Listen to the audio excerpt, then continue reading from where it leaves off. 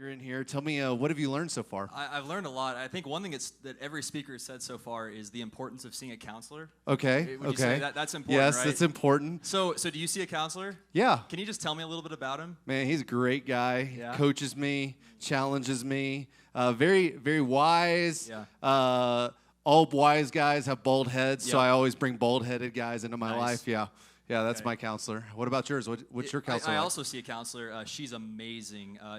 Really? Could possibly be even smarter than her husband. What's her last name? Her name's Bev. Her last name's Powers. Mine? Yeah. What's your counselor's Harv name? Powers. Harv Powers. Yeah. So I see you. Wait, what does that make us? I don't know. Our counselors are married. I don't Our know what counselors that are means. married. That's I don't what it know means. Does it make us uncles? Man, it is my honor to welcome up our next speakers, and they're going to close the night out for us. And man, wherever you guys are at, I just want you to sit back and receive the gift that you are about to get. Man, to sit across from these people truly is amazing. Harv was here last year, and so these two are the founders of Redemere Counseling Group in the Denver Tech Center. And if you're in their office, you're going to be sitting like that, just receiving the word. And so anyways, would you guys make some noise in welcoming up Harv and Bev Powers?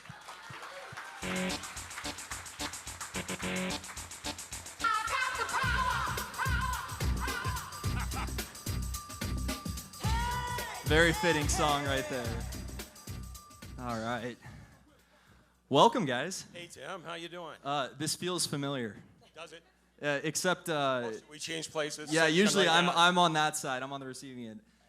Okay, so there's some people who might know you guys. There's some people who may not know you. I know there's a lot of people that you guys have counseled as part of Restoration of the Brook. Just tell us a little bit about yourselves. What season of relationship are you guys currently in? And why is the topic of relationships so important to you? Well, Bev and I both, as it's already been said, are counselors. I've been doing that for over 40 years. So can you imagine how many relationship stories I've heard in 40 years? A lot. A lot. And also, Bev and I, by the way, tonight is our 32nd anniversary.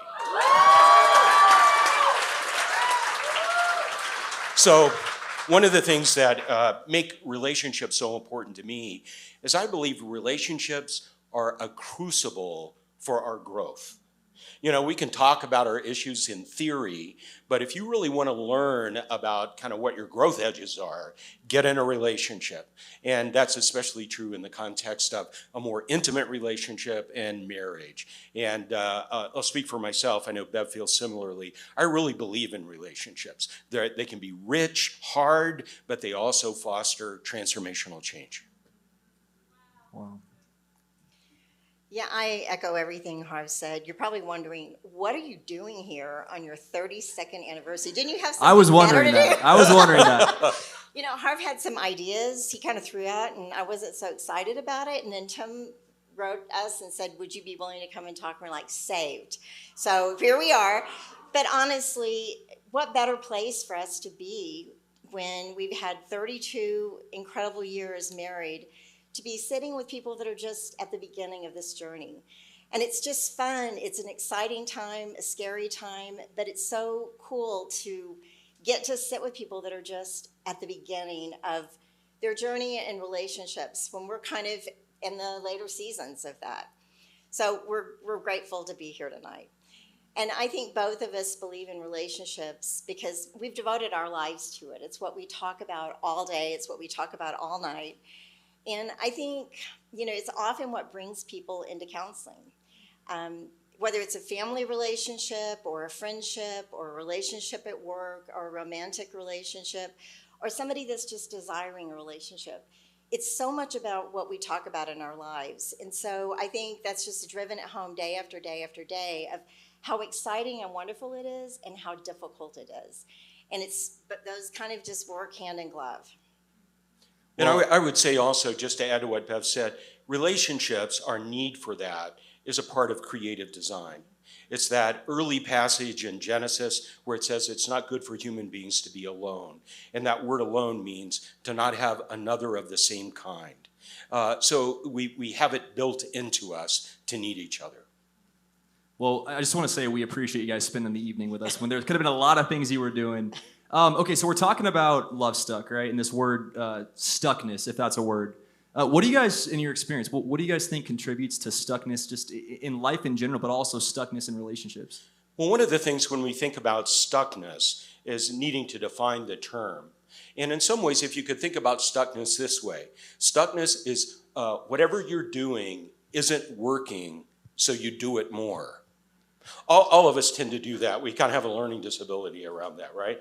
So if a little bit's not working, surely if I do it harder, use a bigger hammer, expand it, surely it will work. And we get in this cycle where it's not working, and sometimes the consequences of that begin to add up. But we stay there often because we don't know how to get out of our stuckness. And what we really want to talk about tonight is the fact that sometimes we're stuck because we're actually at a place in our lives where we're in a transition to go to a next stage in our lives. So sometimes when we feel stuck, what's actually happening is that we're ready for a change. And you heard that tonight, and I couldn't agree with that more. That when we're feeling this restlessness or kind of this sense of something's wrong, it's really just telling us that there is an opportunity for a change in our lives. And so we view stuckness as a negative thing, but I think stuckness can sometimes be a catalyst for taking a deeper look at what's going on in our lives and looking for the opportunity in that to kind of go to the next step. Is that encouraging? Like everyone's shaking their head like, yes, that's encouraging, because sometimes we feel stuck. We feel like life is not moving forward, like there's something wrong with me. Like there's something seriously wrong. But what you're saying is that that's actually a gateway into freedom. That's a gateway to the next step. And it's normal. Yeah. Right. Stuckness is a part of life, and it's what we do with it that I think really matters. Well, and it seems like as we're kind of progressing through our lives, like there's these various developmental stages that we kind of move through in different seasons of life, we might call them. So like when we talk about developmental stages, like what does that mean from a counseling perspective? Yeah, I think developmental stages, our look at this is that marriage is not just a moment in time and you get married and then you're done. That marriage actually has a life of its own. It's a living, breathing thing, and that we have to feed it and nurture it. But it goes through stages, just like children go through stages. A 2-year-old doesn't look like a 5-year-old, doesn't look like a 10-year-old. And we often don't think of marriage as having stages.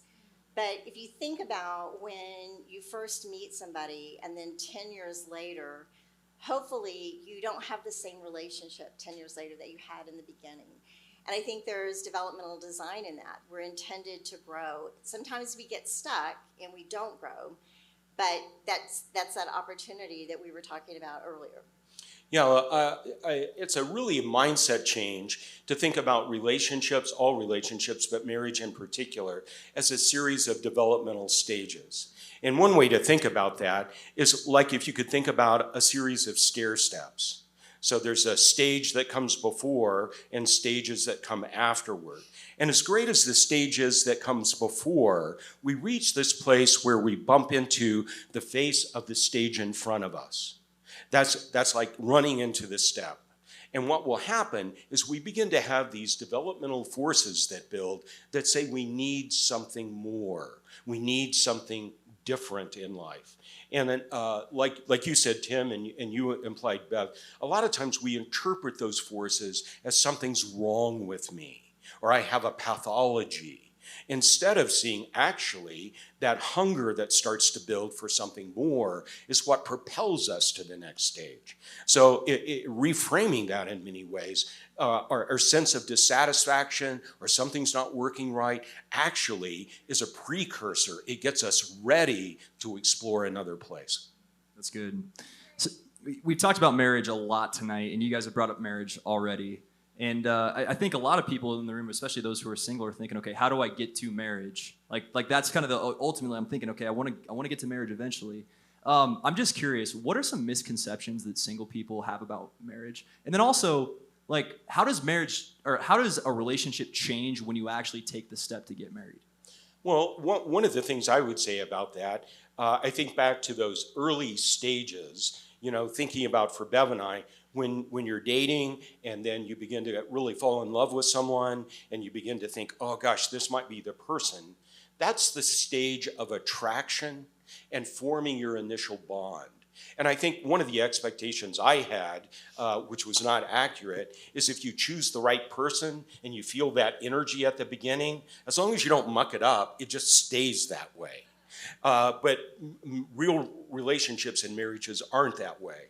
And like we said before, we begin to bump into the stage in front of us. So that initial stage sometimes is called the honeymoon stage, and it has certain characteristics. And sometimes we tend to think of that in a negative way, but actually it's designed to create our initial bond, our initial connection.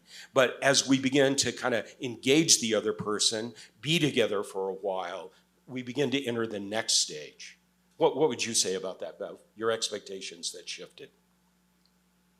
Yeah, I think that I remember this was the craziest thing, but I really could not figure out what Harv and I were going to fight about.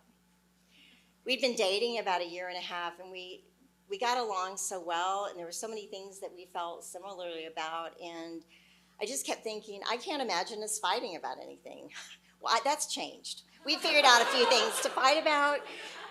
And I remember sitting in the parking lot of the mall. We were going to register, and he wanted to register at two places, and I wanted to register at several places. And we had this tension, and it kind of rocked my world because I thought, we're having our first fight right before we're getting married. How can this be? But I think over time we realized that, we still had a lot in common, but we were two individuals. And because we're two individuals, we're going to have differences. And those differences are points of tension, right? But they're also connected to the thing that I love the most about him.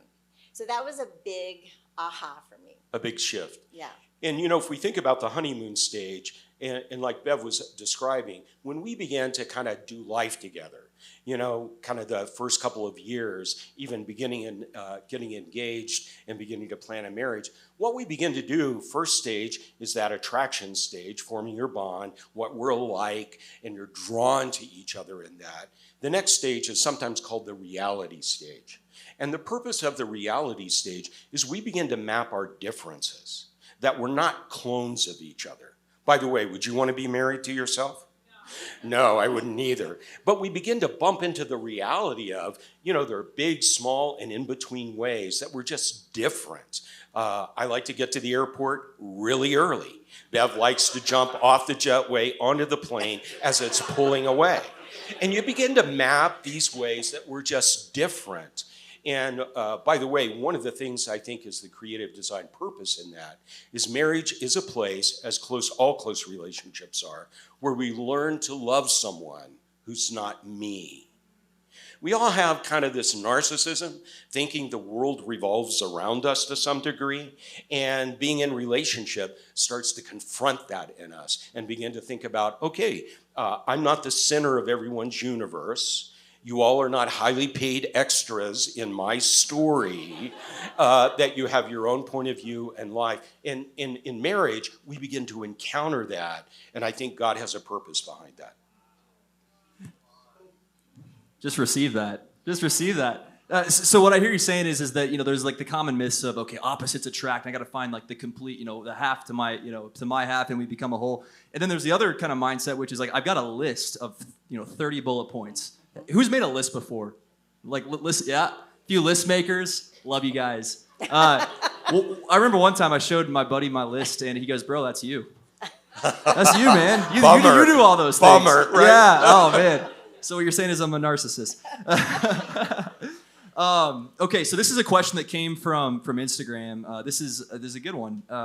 We all live in Denver here. Why is it so hard in Denver to find someone who wants a committed relationship? How much is this question worth? A lot. It's an interesting thing because I have heard this a lot from primarily single females that say they've discovered that it's really hard in Denver and Colorado to find men that are willing to commit. And so I've given it a lot of thought because I'd never heard that before. I didn't know that was a thing. And I think that it's complicated in Colorado, I think, in particular, but I think this is a bigger problem than Colorado, that, we kind of get stuck in what kind of the season of our life and what we want it to be. And we see often relationship or marriage or commitment as an end to that. And so a lot of times I found that people get in relationships and then they begin to feel the commitment piece of it. Like it means on Saturday when I would normally just get up and go do what I want to do, I have to think about what my partner wants to do. And I have to think about, how to share my time. And I think it confronts our selfishness, honestly, of, commitment is responsibility, and it's wonderful, and it's challenging. And so it means, I've heard it tonight several times, kind of dying to yourself, but that doesn't mean not being yourself. Marriage is not the end of being yourself. Point. It's supposed to add something to your life. But I think a lot of times that's how it's interpreted, is that when I commit to a relationship, I kind of give up my independence and I give up my life. And so that's a hard thing to struggle with. And it is a major change in your lifestyle. But I think when you're ready to be in a relationship with someone, it doesn't feel like you're giving something up. It feels like you're gaining something in your life. And if you don't feel that way, it's not the right relationship. One thing on that, it reminds me of what I think Parker said, but just the importance of planting roots in that word commitment. Like at some point in a relationship, in mature love, we have to commit. Like there has to be a step that says, okay, I don't know everything about this person, but I'm going to say, yes, I commit to this. Absolutely. And if we could add to that word commitment, certainly marriage has commitment in it, but going even beyond that, it's about attachment. And, when we think about marriage, one of the things that make it so difficult today is I think we have a lot of false conceptions about marriage. For instance, a common thing about marriage is that if you get married, you're losing something. Or another frame sometimes we have around marriage is if you get married, it's the surest way to ruin a really good relationship. So there are these negative frames that we have culturally that we all absorb a little bit about how we look at marriage. So marriage isn't generally seen as a place of vibrancy, a place where you come more alive, where God unleashes something really important in the relationship. And unfortunately, I think we have very few examples of that. So all of us know relationships, and while the people are still married, they haven't been through divorce court, something essential has died in the relationship decades ago. And when we talk about marriage, especially from a biblical perspective, marriage is intended to be a place of vibrancy, where you're connected to someone that brings you more alive. And like we've talked about, most importantly, when we're connected to Jesus, it infuses us with a different kind of energy, and marriage is to reflect that. It's to be vibrant across the lifespan of marriage. Wow. So let's kind of take the flip side of that coin. You've counseled a lot of people, but you've also seen a lot of really healthy marriages. Yes. So what are the common threads in the marriages that you see that go the distance? Well, one of the things that I would like to start with, the marriages that go the distance are all occupied by two mere mortals. Let that sink in. Two people that are pluses and minuses. Two people that have strengths and weaknesses, two people that have issues. There are no other kinds of marriages. So sometimes, we have that mindset. You find the right person, they're all pluses, we're good to go. But the reality is, all of us are plus and minus people. So marriages that go to that distance always have that basic ingredient in them. The question is not, are we plus and minus, but how do we engage each other in that? And what we found over time and in our marriage is as we engage our pluses and minuses and are able to talk about them in an open way, it actually breeds trust. It actually hydrates our core bond. And thinking about all the stages of marriage, learning to hydrate that core bond over the lifespan of our marriage. And by the way, that is exactly like our relationship with God. So we come to faith at some stage, but we have to maintain our relationship with God. We have to rehydrate it again and again and again, and then your faith is vibrant. If we plateau, it begins to lose some of that energy. Wow. And I think also it's, really having commitment to continue to grow personally. Because I think a lot of times, we get married and we've found our person and we stop putting energy into growing and trying to understand ourselves more. And I think we need to be open too to realizing that marriage, relationships, commitment is hard. It challenges us. And we need tools in our toolbox. We need to learn how to do conflict. We need to get better at communication. We have to learn how to listen in a different way. And so I think it's really important to have a vibrant marriage that you are committed to growth. Yeah, I couldn't agree with that more. And to really be pursuing that in an intentional way. And all of us, when things are kind of comfortable, it's easy to go into coast mode. Complacency. And complacency that was talked about earlier. Instead of seeing, wow, I want to continue to grow so I can bring something different to the table in my marriage. Wow. So what I'm hearing is that I don't need to be perfect to get married. And I don't need to find the perfect person. Did you hear us say that, really? I am perfect. Right. I was getting Absolutely. Man, let that free Not you so up. much. That's good news. That's Not good so news much. for all of us. Not Yeah. so much. Yeah. So a word that I think gets tossed around a lot of times in relationships is this word maturity. And sometimes that can be a sticking point. Like, am I mature? Where am I at on the maturity spectrum? But when it comes to love, what does mature love actually look like? I love that question. I do too. I think mature love is lots of different things. It's really an openness to understand and keep learning about your spouse. Harv and I have been married 32 years, and last year we went on a trip to Costa Rica, and we spent 3 days literally in a little place that we were staying. And we asked each other questions that we didn't know about each other after 31 years at the time. And it was one of the most intimate times we've ever had in our relationship. And I realized there's so much about him that I don't know. And so much about him or about me that I didn't know he didn't know about. And so I think it's just that commitment to be open, to continue to try to see and learn about your spouse. And with that comes some acceptance. So I was talking earlier about pluses and minuses and integration. It's accepting that there are things about your spouse that are going to bug you. It is. But those things that bug you are really the things that are attached to the things you were attracted to. So, for Harv and me, he's very much a planner.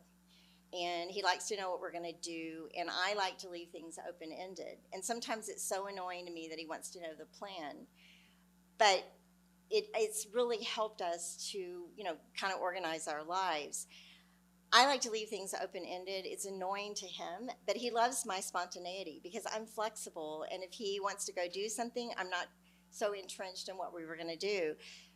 But you have to realize there's a plus and minus in that. And I think it's being willing to keep both kind of in your vision. So an example of that for Bev and I, as we entered into the reality stage, began to map our differences early on, was how we do Christmas shopping. So for me, I make a list of people that I want to shop for. I kind of write down what I think they might like and what I've learned about them, and then I go get that. And I remember we walked into at Christmas. It's so logical. Why? It makes so much sense.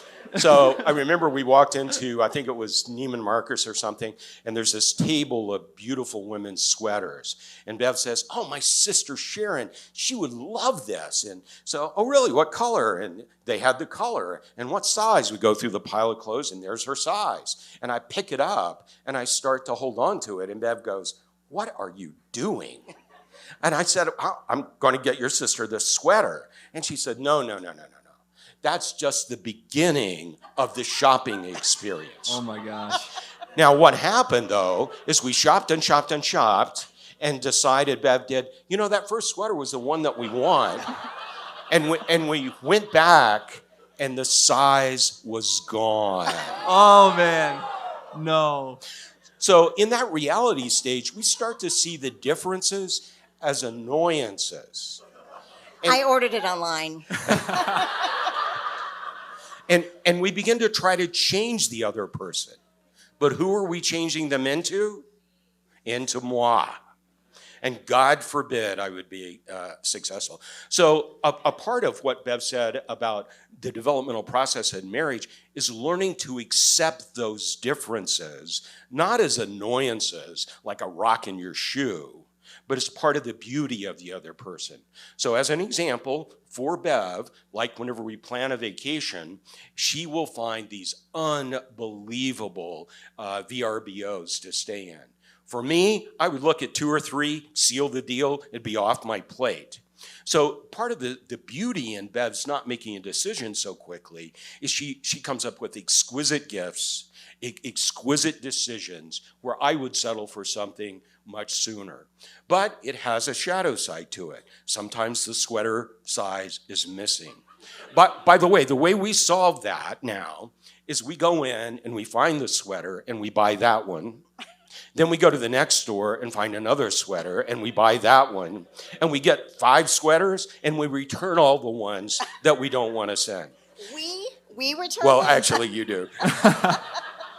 But that acceptance is about curiosity, appreciating the differences, and coming to value really the good. uniqueness in the other person. Yeah. Wow. I'm just imagining this exchange happening at Park Meadows Mall, and I wish I was there. That's where it was, Tim. Yeah. So what I'm hearing too, guys, is there's a mutual appreciation for the other person and the qualities and the characteristics, but also like a mutual submission. Yes. A mutual submission, which is just remarkable and fascinating because that's hard for people to do. And I think ultimately mature love is not seeing you as a project, but seeing you as an image bearer of the image of God uniquely created out of the other person's story. But it has pluses and minuses to it. Yeah, that's good. Okay, so let's shift gears and talk about singleness. You guys counsel a lot of people who are in the stage of singleness, various stages. Just riffing, what's one piece of advice you'd give to someone who's single tonight? Well, we've been talking about this, several people, is to begin to think about, so what's God's design in singleness? So it's not just a sort of a waiting period for something else. So singleness is a time where we really engage in identity development. You have to ask the question, who am I apart from any other voices in your life? You have to begin to understand, what are my values? What's most important? Instead of trying to please someone else and adopt their values, we have to wrestle with, what's God's call in my life? What is my life purpose and passion? So singleness really is a crucible of personal development. And that's a different way of thinking about singleness, instead of seeing it just as a waiting period, like a cul-de-sac we're on hold. That's one of the things I would say.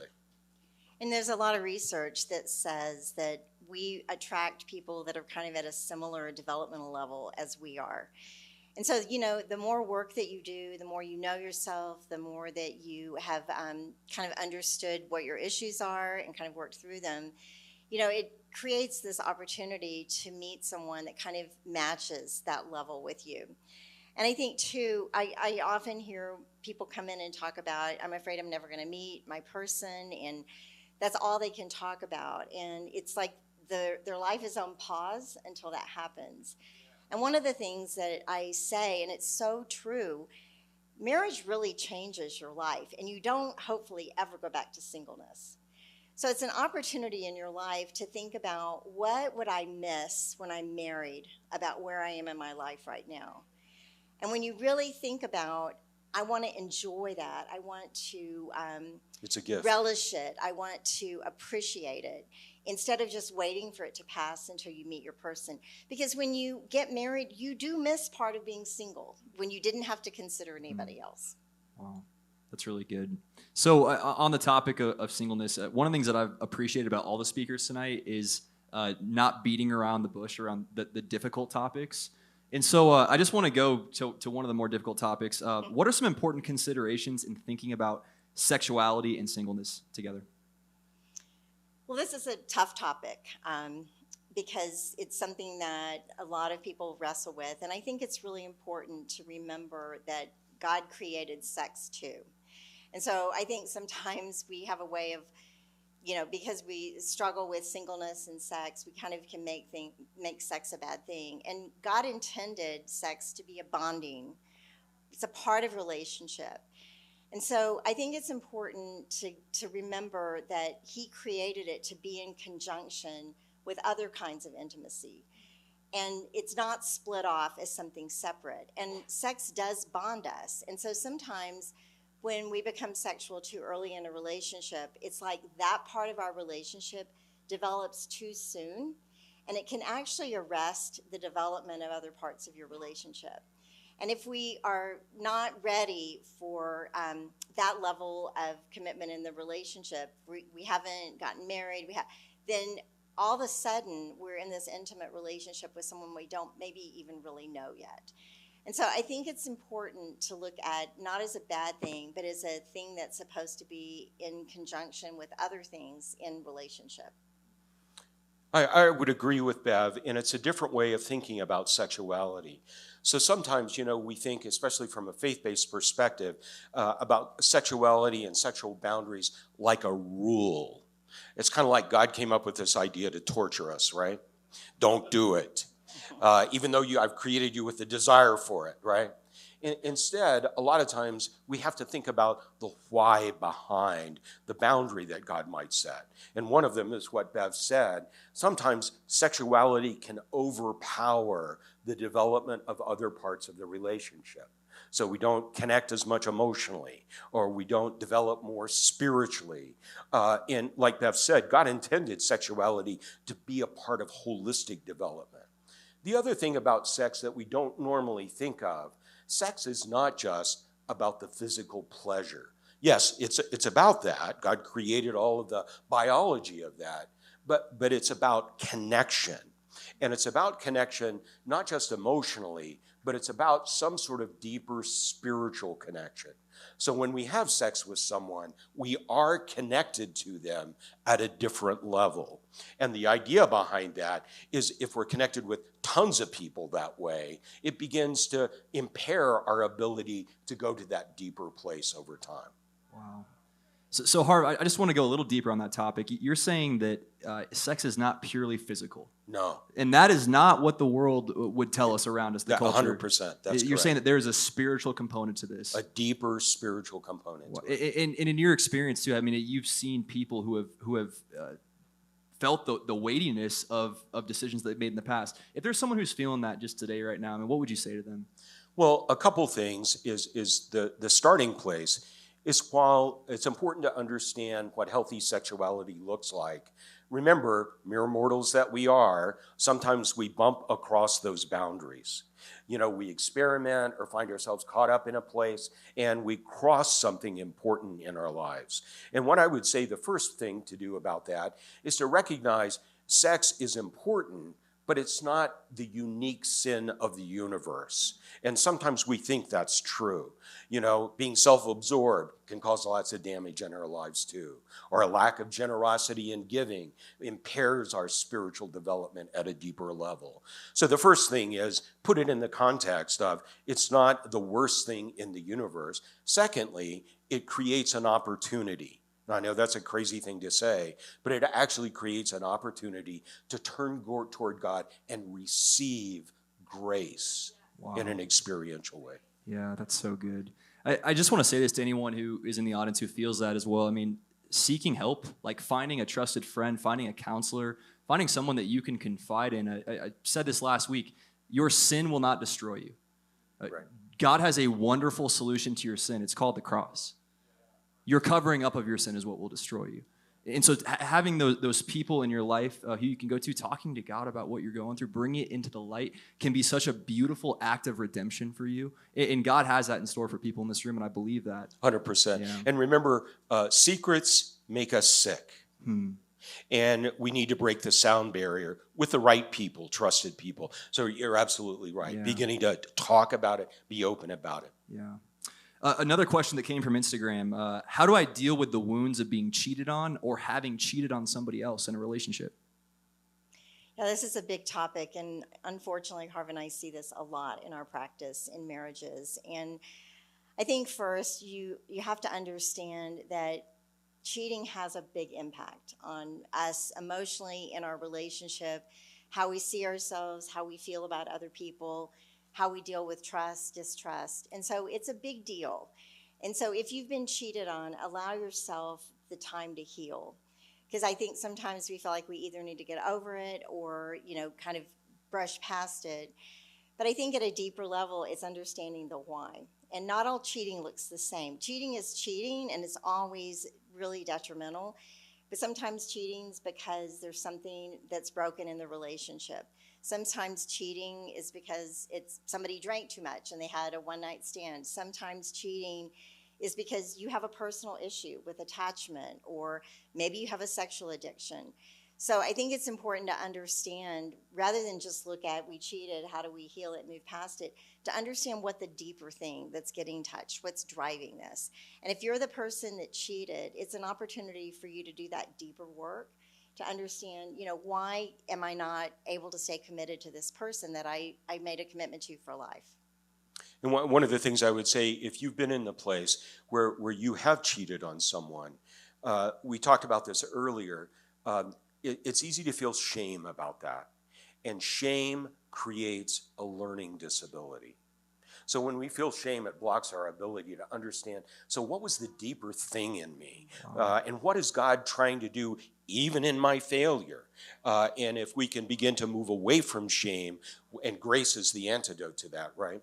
It allows us to begin to be curious about, so what drove that for me? Where did that come from? So it becomes a redemptive learning experience. Wow. So, speaking of shame and that topic of shame, sometimes shame is associated not only with just relational, our impact on other people and their impact on us, but also just bad habits, like things that we might be stuck in our lives personally. And so I'm just curious, like, what's your advice for someone who is dealing with a bad habit? It could be a pornography addiction. It could be alcohol. It could be some type of substance. It could be codependency with somebody. How does somebody get unstuck? Well, one of the things that we just laid a foundation for, sometimes we approach it from the perspective of whatever the behavior is on the surface, don't do it. And we erect all kinds of processes around that. And there's some merit to do that. Sometimes we need to say no to ourselves, limit a behavior. But that's not a long-term fix. Instead, we have to go for the thing under the thing. So if you're struggling with alcohol, what's driving the alcohol thing? I guarantee you it's something deeper. Or if it's an addiction, like porn. Now, I will say not all porn use is a true addiction. It's still damaging to us, but you have to begin to think, what drives this desire in my life? And what need am I trying to meet in a counterfeit way? So you have to go at the thing under the thing and try to address that. And don't go solo. So this is one of those things that you need help. You can't see your own issues. You can't understand the things that you're struggling with because they're so close to you. So this is a great time to have people in your life that you open up to and that have wisdom and can help you understand what you're struggling with. This is a great time to get professional help and to do the work, because these are destructive behaviors in a relationship. And it's really important to take responsibility for them, and they're yours to work on. But I 100% agree with you, Harv. What often blocks people from doing that is shame.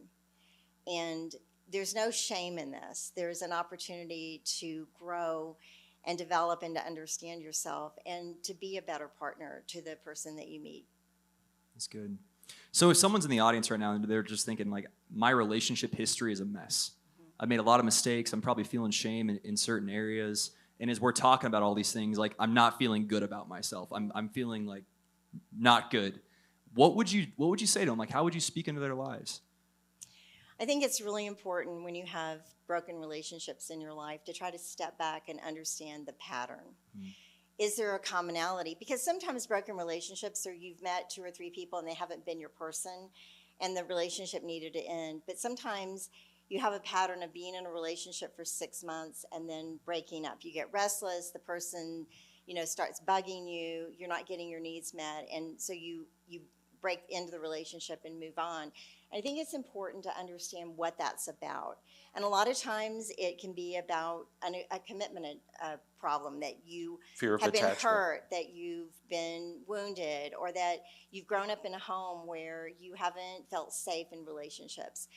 And again, it's working through those. All those things can change. And that's the really wonderful part about this, is that we can grow. We're not stuck in that. We can grow and change. And this is a chance to do that. And so that's a lot of the liberating part of counseling, is understanding I don't have to stay in this pattern in my life. And I think it's incredibly hopeful. Wow. A favorite quote of mine about this is from actually Carl Jung, who said this: unless we make the unconscious conscious, it will drive our lives without us knowing it. So if you have a pattern like that, it actually opens a portal or a window of opportunity to say, I need to access something deeper inside me. So whatever's driving this, I need some help in getting it into my conscious awareness, which is where we can do something about it. You guys have talked several times tonight about just the importance. I mean, you're professional counselors, Yeah, and so we're obviously plugging. you believe in counseling, right? But it seems like culturally there's a negative perception when it comes to counseling. Why is that? I would say, in part, it's due to the counseling profession and the history of how it developed. Counseling developed as a pathology-oriented profession. So you have to have a pathology to need counseling, right? Instead, if we could change the frame around that, especially from our perspective as believers, counseling is actually health-oriented. It's about transformational process. And that's how Bev and I see our ministry. We are transformational coaches in people's lives to help them step toward greater Christ-likeness. So I think it's a negative frame, partly the fault of counseling. Yeah. When I grew up, I thought that if you're seeing counseling, it means there's something wrong. Like seeing a counselor, there's something wrong. Exactly. You have a pathology. Yeah, and I just want to say, like, I've been seeing Bev sit in her office very often, and I've experienced like transformational change in my life as a result of it. And so, just to encourage you, if you're in a place where you're like, man, I feel like the Lord is prompting me to reach out and to get some help, like, what's holding you back? What's holding you back from talking to somebody or to even just seeing a counselor and getting professional help? Like, there is so much that has happened, so much positive change has happened as a result of talking to you guys. And I know that there's a lot of other people in this room who have experienced the exact same thing. And so I just want to honor you guys. Like, thank you so much for being here. I see like people taking notes. I mean, was this not incredible? I could listen to them talk all night. It was amazing. And so as we close tonight, any final words that you guys would share with everyone?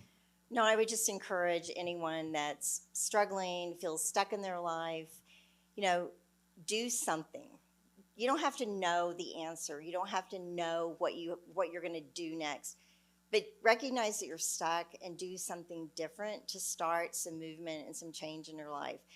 And if that feels like it's too overwhelming to do on your own, I would really encourage you to look at reaching out. It doesn't even have to be just counseling, but reach out and open up to people in your life so that you have a chance to get a different look at your life. Another person speaking in your life gives us a chance to see ourselves differently.